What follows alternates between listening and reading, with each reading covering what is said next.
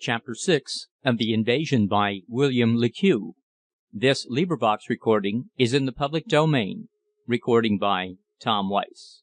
Chapter 6 Fall of London. Outside London, the September night had settled down on the blood-stained field of battle. With a pale light the moon had risen, partly hidden by chasing clouds, her white rays mingling with the lurid glare of the fires down in the great terrified metropolis below. Northward from Hampstead across the Barnet, indeed over that wide district where the final battle had been so hotly fought, the moonbeams shone upon the pallid faces of the fallen. Along the German line of investment there had now followed upon the roar of battle an uncanny silence. Away to the west, however, there was still heard the growling of distant conflict, now mounting into a low crackling of musketry fire, and again dying away in muffled sounds. The last remnant of the British Army was being hotly pursued in the direction of Staines. London was invested and bombarded, but not yet taken. For a long time the General Field Marshal had stood alone upon Hampstead Heath, apart from his staff, watching the great tongues of flame leaping up here and there in the distant darkness. His grey, shaggy brows were contracted, his thin, aquiline face thoughtful, his hard mouth twitching nervously, unable to fully conceal the strain of his own feelings as conqueror of the English. Von Kronhelm's taciturnity had long ago been proverbial. The Kaiser had likened him to Moltke, and had declared that he could be silent in 7 languages. His gaze was one of musing, and yet he was the most active of men, and perhaps the cleverest strategist in all Europe. Often during the campaign he had astonished his aides de camp by his untiring energy, for sometimes he would even visit the outposts in person. On many occasions he had actually crept up to the most advanced post at great personal risk to himself, so anxious had he been to see with his own eyes. Such visits from the Field Marshal himself were not always welcome to the German outposts, who, as soon as they showed the least sign of commotion consequent upon the visit, were at once swept by a withering English fire. Yet he now stood there, the conqueror. And while many of his officers were installing themselves in comfortable quarters in houses about North End, North Hill, South Hill, Muswell Hill, Roslyn Hill, Fitzjohn's Avenue, Netherhall, and Maresfield Gardens, and other roads in that vicinity, the great commander was still alone upon the heath, having taken nothing save a nip from his flask since his coffee at dawn. Time after time telegraphic despatches were handed to him from Germany, and telephonic reports from his various positions around London, but he received them all without comment. He read, he listened, but he said nothing. For a full hour he remained there, strolling up and down alone in quick impatience. Then, as though suddenly making up his mind, he called 3 members of his staff and gave orders for an entry into London. This, as he knew, was the signal for a terrible and bloody encounter. Bugles sounded. Men and officers who had believed that the storm and stress of the day were over, and that they were entitled to rest, found themselves called upon to fight their way into the city that they knew would be defended by an irate and antagonistic populace. Still, the order had been given, and it must be obeyed. They had expected that the advance would be at least made at dawn, but evidently Von Kronhelm feared that 6 hours' delay might necessitate more desperate fighting. He intended, now that London was cowed, that she should be entirely crushed. The orders of his master the Kaiser were to that effect. Therefore, shortly before 9 o'clock, the first detachments of German infantry marched along Spaniards Road and down Roslyn Hill to Haverstock Hill, where they were at once fired upon from behind the débris of the great barricade across the junction of Prince of Wales Road and Haverstock Hill. This place was held strongly by British infantry, many members of the Legion of Frontiersmen, distinguished only by the little bronze badge in their buttonholes, and also by hundreds of citizens armed with rifles. 20 Germans dropped at the first volley, and next instant a Maxim, concealed in the first floor of a neighbouring house, spat forth its fire upon the invaders with deadly effect. The German bugles sounded the advance rapidly, and the men emulously ran forward, shouting loud hurrahs. Major von Wittich, who had distinguished himself very conspicuously in the fighting round Enfield Chase, fell, being shot through the lung when just within a few yards of the half-ruined barricade. Londoners were fighting desperately, shouting and cheering. The standard-bearer of the 4th Battalion of the Brunswick Infantry Regiment, No. 92, fell severely wounded, and the standard was instantly snatched from him in the awful hand-to-hand fighting which that moment ensued. 5 minutes later the streets were running with blood, for hundreds, both Germans and British, lay dead and dying. Every Londoner struggled valiantly until shot down, yet the enemy, always reinforced, pressed forward, until 10 minutes later the defenders were driven out of their position, and the house for which the Maxim was sending forth its deadly hail had been entered and the gun captured. Volley after volley was still, however, poured out on the heads of the storming party, but already the prisoners were at work clearing a way for the advance, and very soon the Germans had surmounted the obstruction and were within London. For a short time the Germans halted. Then, at a signal from their officers, they moved along both roads, again being fired upon from every house in the vicinity, many of the defenders having retired to continue their defence from the windows. The enemy therefore turned their attention to these houses, and after desperate struggles house after house was taken, those of the defenders not wearing uniform being shot down without mercy. To such no quarter was given. The contest now became a most furious one. Britons and Germans fought hand to hand. A battalion of the Brunswick Infantry, with some riflemen of the Guard, took several houses by rush in Chalk Farm Road. But in many cases the Germans were shot by their own comrades. Quite a number of the enemy's officers were picked off by the frontiersmen, those brave fellows who had seen service in every corner of the world, and who were now in the windows and upon roofs.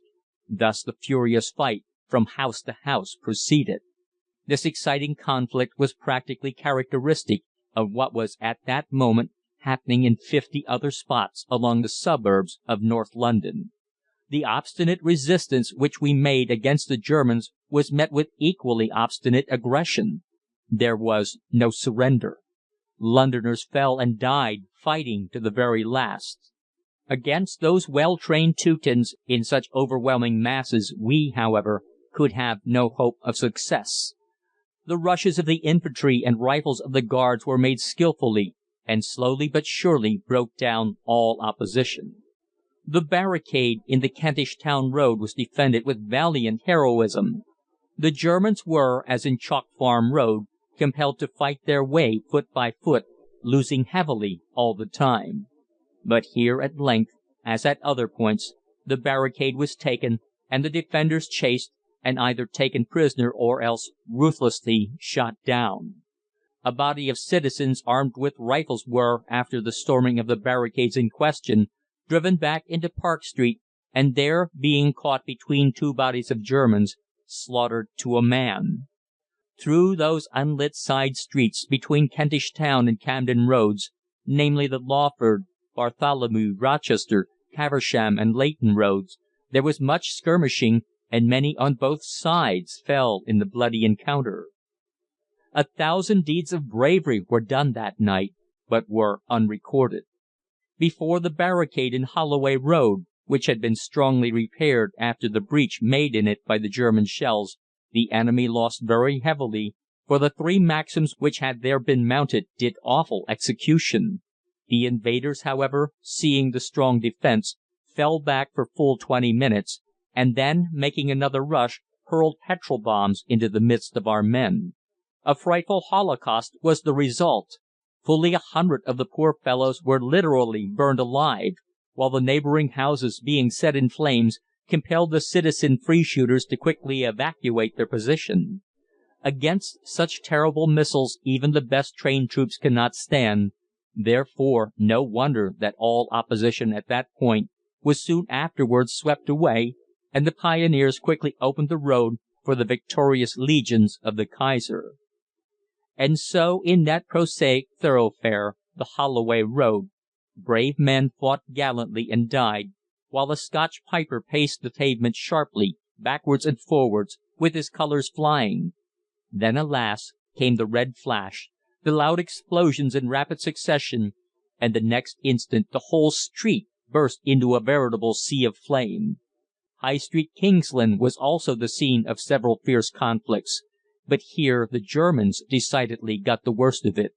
The whole infuriated population seemed to emerge suddenly from the side streets of the Kingsland Road on the appearance of the detachment of the enemy, and the latter were practically overwhelmed, notwithstanding the desperate fight they made. Then ringing cheers went up from the defenders. The Germans were given no quarter by the populace, all of whom were armed with knives or guns, the women mostly with hatchets, crowbars, or edged tools. Many of the Germans fled through the side streets toward Mare Street, and were hotly pursued, the majority of them being done to death by the maddened mob. The streets in this vicinity were literally a slaughter-house. The barricades in Finchley Road and in High Road, Kilburn, were also very strongly held, and at the first named it was quite an hour before the enemy's pioneers were able to make a breach. Indeed, then only after a most hotly contested conflict, in which there were frightful losses on both sides. Petrol bombs were here also used by the enemy, with appalling effect, the road being afterwards cleared by a couple of Maxims. Farther towards Regent's Park, the houses were, however, full of sharpshooters, and before these could be dislodged the enemy had again suffered severely. The entry into London was both difficult and perilous, and the enemy suffered great losses everywhere. After the breaking down of the defences in High Road, Kilburn, the men who had held them retired to the Town Hall, opposite Kilburn Station, and from the windows fired at the passing battalions, doing much execution. All efforts to dislodge them proved unavailing, until the place was taken by storm, and a fearful hand-to-hand fight was the outcome. Eventually the Town Hall was taken, after a most desperate resistance, and 10 minutes later wilfully set fire to and burned. In the Harrow Road and those cross streets between Kensal Green and Maida Vale the advancing Germans shared much the same fate as about Hackney. Surrounded by the armed populace, hundreds upon hundreds of them were killed, struck down by hatchets, stabbed by knives, or shot with revolvers, the crowd shouting, "Down with the Germans! Kill them! Kill them!" Many of the London women now became perfect furies. So incensed were they at the wreck of their homes and the death of their loved ones that they rushed wildly into the fray, with no thought of peril, only of bitter revenge. A German, whenever caught, was at once killed. In those bloody street fights the Teutons got separated from their comrades, and were quickly surrounded and done to death. Across the whole of the northern suburbs the scenes of bloodshed that night were full of horror, as men fought in the ruined streets, climbing over the smouldering débris, over the bodies of their comrades, and shooting from behind ruined walls. As Von Kronhelm had anticipated, his army was compelled to fight its way into London. The streets all along the line of the enemy's advance were now strewn with dead and dying. London was doomed. The Germans, now coming on in increasing, nay, unceasing numbers, were leaving behind them everywhere the trail of blood. Shattered London stood staggered. Though the resistance had been long and desperate, the enemy had again triumphed by reason of his sheer weight of numbers. Yet even though he were actually in our own dear London, our people did not mean that he should establish himself without any further opposition. Therefore, though the barricades had been taken, the Germans found in every unexpected corner men who shot at them, and Maxims which spat forth their leaden showers, beneath which hundreds upon hundreds of Teutons fell. Yet they advanced, still fighting. The scenes of carnage were awful and indescribable, no quarter being given to any armed citizens not in uniform, be they men, women, or children. The German army was carrying out the famous proclamation of Field Marshal von Kronhelm to the letter. They were marching on to the sack of the wealthiest city of the world. It wanted still an hour of midnight. London was a city of shadow, of fire, of death. The silent streets, whence all the inhabitants had fled in panic, echoed to the heavy tread of German infantry, the clank of arms, and the ominous rumble of guns. Ever and anon an order was shouted in German as the Kaiser's legions went forward to occupy the proud capital of the world. The enemy's plans appear to have been carefully prepared. The majority of the troops coming from the direction of Hampstead and Finchley entered Regent's Park, whence preparations were at once commenced for encampment, while the remainder, together with those who came down the Camden, Caledonian, and Holloway roads, turned along Euston Road and Oxford Street to Hyde Park, where a huge camp was formed, stretching from the Marble Arch right along the Park Lane side away to Knightsbridge. Officers were very soon billeted in the best houses in Park Lane and about Mayfair, houses full of works of art and other valuables that had only that morning been left to the mercy of the invaders. From the windows and balconies of their quarters in Park Lane they could overlook the encampment, a position which had evidently been purposely chosen. Other troops who came in never-ending procession by the Bow Road, Roman Road, East India Dock Road, Victoria Park Road, Mare Street, and Kingsland Road all converged into the city itself, except those who had come from Edmonton down the Kingsland Road, and who, passing along Old Street and Clerkenwell, occupied the Charing Cross and Westminster districts. At midnight a dramatic scene was enacted when, in the blood-red glare of some blazing buildings in the vicinity, a large body of Prince Louis Ferdinand of Prussia's 2nd Magdeburg Regiment suddenly swept up Threadneedle Street into the great open space before the Mansion House, whereon the London flag was still flying aloft in the smoke-laden air. They halted across the junction of Cheapside with Queen Victoria Street, when, at the same moment, another huge body of the Uhlans of Altmark and Magdeburg Hussars came clambering along Cornhill, followed a moment later by battalion after battalion of the 4th and 8th Thuringen Infantry out of Moorgate Street, whose uniforms showed plain traces of the desperate encounters of the past week.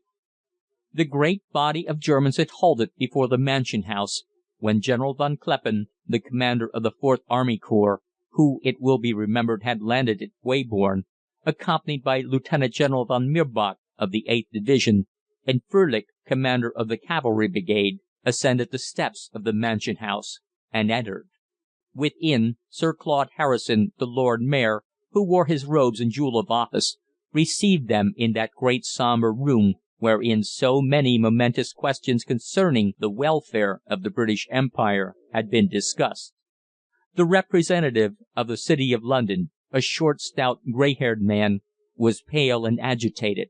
He bowed, but he could not speak. Von Kleppen, however, a smart soldierly figure in his service uniform and many ribbons, bowed in response, and in very fair English said, "I regret, my Lord Mayor, that it is necessary for us to thus disturb you, but, as you are aware, the British Army has been defeated, and the German Army has entered London. I have orders from Field Marshal von Kronhelm to place you under arrest, and to hold you as hostage for the good behaviour of the city during the progress of the negotiations for peace." "Arrest?" gasped the Lord Mayor. "You intend to arrest me?" "It will not be irksome, I assure you," smiled the German commander grimly. "At least we shall make it as comfortable as possible. I shall place a guard here, and the only restriction I place upon you is that you shall neither go out nor hold any communication with anyone outside these walls." "But my wife?" "If her ladyship is here, I would advise that she leave the place. It is better that, for the present, she should be out of London." The civic officials, who had all assembled for the dramatic ceremonial, looked at each other in blank amazement. The Lord Mayor was a prisoner. Sir Claude divested himself of his jewel of office, and handed it to his servant to replace in safe keeping. Then he took off his robe, and having done so, advanced closer to the German officers, who, treating him with every courtesy, consulted with him, expressing regret at the terrible loss of life that had been occasioned by the gallant defence of the barricades. Von Kleppen gave the Lord Mayor a message from Von Kronhelm, and urged him to issue a proclamation forbidding any further opposition on the part of the populace of London. With the three officers Sir Claude talked for a quarter of an hour, while into the Mansion House there entered a strong guard of men of the 2nd Magdeburg, who quickly established themselves in the most comfortable quarters. German double sentries stood at every exit and in every corridor, and when a few minutes later the flag was hauled down and the German Imperial standard run up, wild shouts of triumph rang from every throat of the densely packed body of troops assembled outside. The joyous hurrahs reached the Lord Mayor, still in conversation with Von Kleppen, Von Mirbach, and Frölich, and in an instant he knew the truth. The Teutons were saluting their own standard. The civic flag had, either accidentally or purposely, been flung down into the roadway below, and was trampled in the dust. 100 enthusiastic Germans, disregarding the shouts of their officers, fought for the flag, and it was instantly torn to shreds and little pieces preserved as souvenirs. Shout after shout in German went up from the wildly excited troops of the Kaiser when the light wind caused their own flag to flutter out, and then, as with one voice, the whole body of troops united in singing the German national hymn. The scene was weird and most impressive. London had fallen. Around were the wrecked buildings, some were still smouldering, some emitting flame. Behind lay the Bank of England with untold wealth locked within. To the right the damaged façade of the Royal Exchange was illuminated by a flickering light, which also shone upon the piled arms of the enemy's troops, causing them to flash and gleam. In those silent, narrow city streets not an Englishman was to be seen. Everyone, save the Lord Mayor and his official attendants, had fled. The Government offices in Whitehall were all in the hands of the enemy. In the Foreign Office, the India Office, the War Office, the Colonial Office, the Admiralty, and other minor offices were German guards. Sentries stood at the shattered door of the famous No. 10 Downing Street, and all up Whitehall was lined with infantry. German officers were in charge of all our public offices, and all officials who had remained on duty were firmly requested to leave. Sentries were stationed to guard the archives of every department, and precautions were taken to guard against any further outbreaks of fire.